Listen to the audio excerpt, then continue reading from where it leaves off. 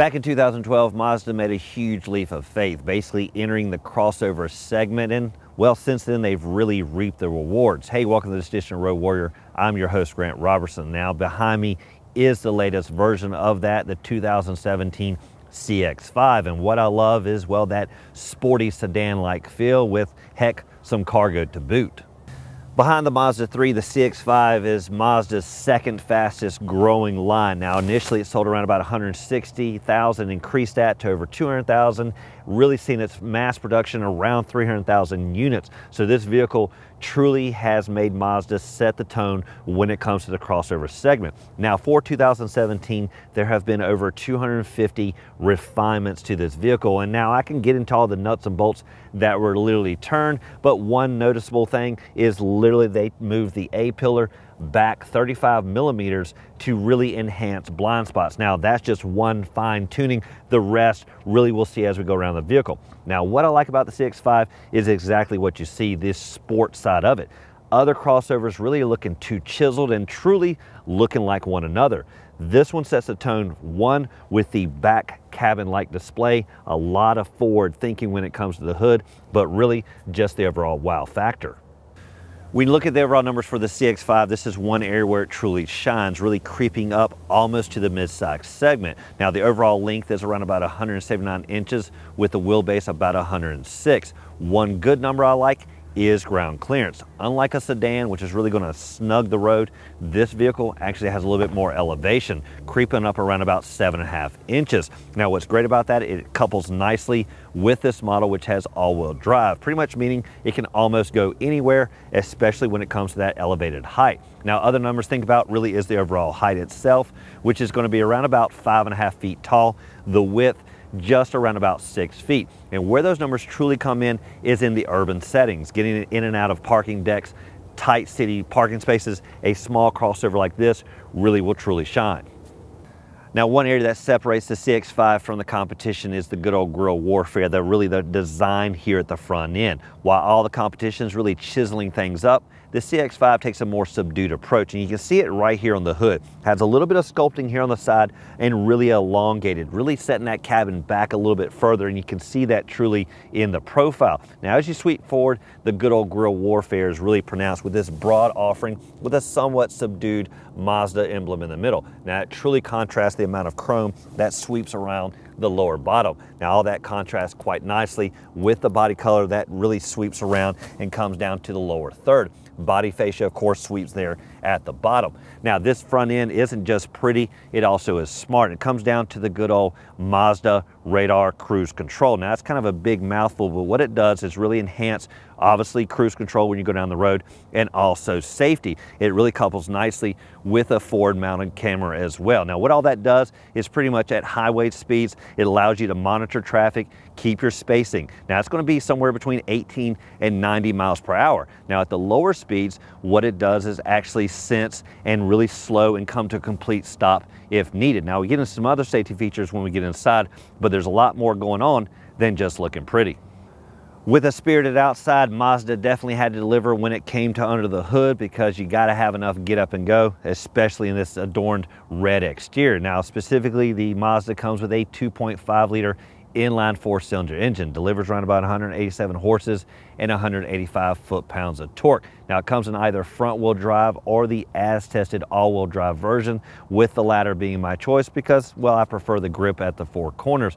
Now, one other thing is the transmission. It is coupled with only an automatic 6-speed with no manual available. Now, let's sweep around the vehicle and talk about ingress. One other thing about safety. Now, this vehicle doesn't have any parking sensors in the traditional sense with that radaring in, really lets you know if something's in the way. This vehicle just a little bit too small for that, but I do like the fact that it has all that forward thinking with the cameras, the backup camera, so there is some safety, just not in the sense of, well, am I going to hit the curb? Now, other thing to talk about is ingress. All these vehicles are coming with smart key systems, pretty much meaning you leave the key in your pocket and forget about it. Now, here, instead of the intuitive put your hand here, it unlocks, instead it's just simply a manual button. What does that mean? Well, really only the front doors will allow you access. Now, it's a two-step process. On the driver's side, simply press it once, it unlocks, press it again, unlocks all the rest. Now, as you sweep down, one thing to talk about is rear design. This isn't an afterthought. Most of the time designers get back here, plain Jane it, and forget about it. What you'll see is really the rear haunches flare out, nice projecting rear taillights, and the overall design really doesn't just stop somewhere up there, it continues all the way through. I personally own a 2007 CX-9, and even the operation for Philip has pretty much stayed the same. And I like this because it pretty much keeps this area secure until you need it. And the way to release this is simply pulling the handle there by the driver's steering wheel. It pops right open, fill the vehicle up. Now, when it comes to the cargo, even though this is a small vehicle, it still has plenty of offerings. And one thing it starts with is a nice power rear hatch. Now, first thing you do is simply press right here, and it's going to rise to the occasion. Now, this can get aggravating, especially if you want to get into this cargo area a little bit quicker, because still this has to operate, and there is, well, no manual override.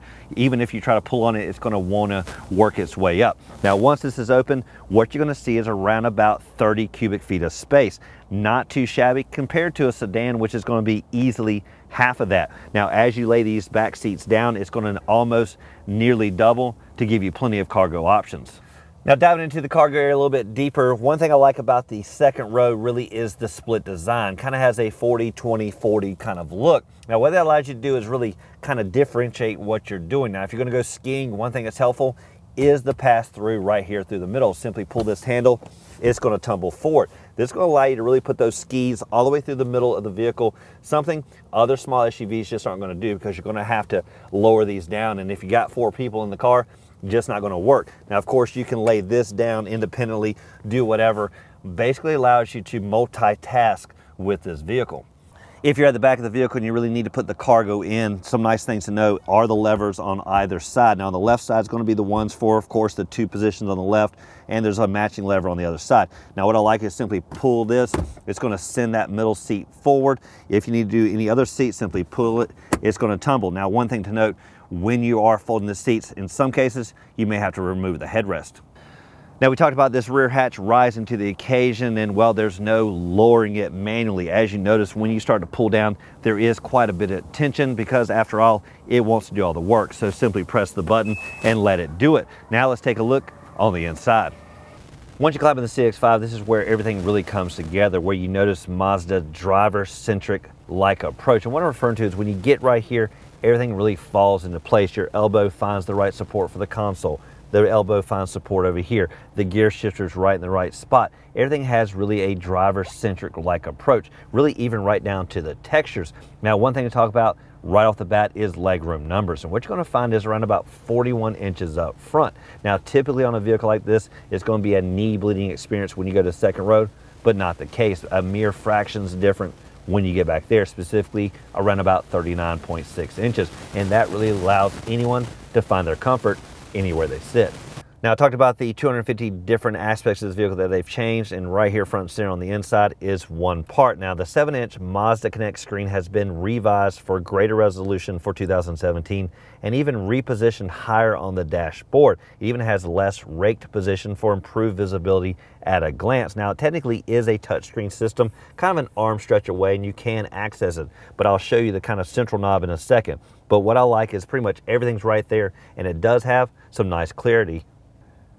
To control the screen, what you're going to use is this central knob. Now, this is seen on a lot of vehicles, BMWs, whatever, and basically it's real easy to use. What you do is you either toggle it left, toggle it up, down, whatever, or you can simply spin it. Now, once you find the setting you want, you can press it down and it's going to relate to the screen. Really makes navigating real easy versus the arm stretch away to the touchscreen system. Now, you will find shortcuts, the good old entertainment right there, the home screen, which gives you all the various choices, and of course a shortcut for navigation. Now, to control the volume, you can simply use the steering wheel or the knob that's positioned right here. For climate controls, you'll find dual zones for front occupants with nice oversized knobs for setting the temperature and fan speed down below. Now, all the modes are pretty much right where you need them. Now, other things to note is the good old heated steering wheel and heated seats for both front occupants. Now, one thing to also note is back occupants also have heated seats. On the right side of the steering wheel, this is where you'll find the adaptive cruise control like we mentioned earlier. Pretty much you can set your spacing between other vehicles and of course set the speed over here on the side. Now, on the left side is for entertainment, pretty much setting up your volume, your shortcuts for your phone. Now the gauge cluster is a little bit of old school with analog tach and speedometer, but where you get the digital readout is in the heads-up display. That's going to give you your speed as you go down the road without having to, well, look down.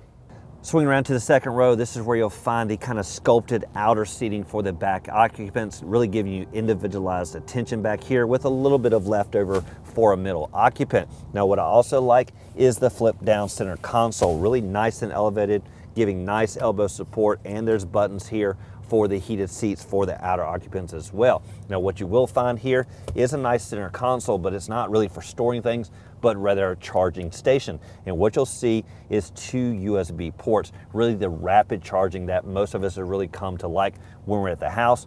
You'll find the same thing here.